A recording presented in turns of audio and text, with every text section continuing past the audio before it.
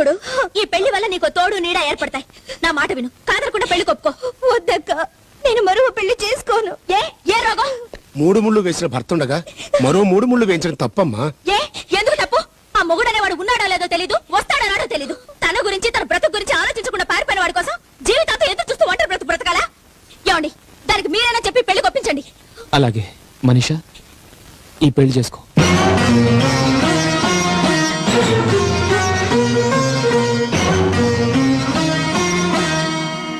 వద్దులే, చేసుకోవద్దు. ఎందుకు చేసుకోవద్దు? ఒకసారి పెళ్ళైన పిల్లకి రెండోసారి పెళ్ళంటే తప్ప. భార్య చేస్తే మగాడు రెండో రోజు రెండో పెళ్లి చేసుకుంటున్నాడు. తనెందుకు చేసుకోకూడదు? దాన్ని కట్టుకున్నవాడు బతికే ఉన్నాడు కాబట్టి. అలాంటి వాడు బతుకున్న ఒకటే, చచ్చిన ఒకటే. అంత మాట అనుకు. ఆయన దేవుడు, ఏడా దేవుడు, ప్రత్యక్షమవుడే అవుతాడులే. అయినా తనకి లేని బాధ నీకెందుకు? తను ఒంటరిగా ఇంట్లో ఉంటే నాకు బాధగానే ఉంటుంది. మనీషాకి పెళ్లి జరగాలి, అత్తారింటికి వెళ్ళాలి. తను ఎక్కడికి వెళ్ళదు.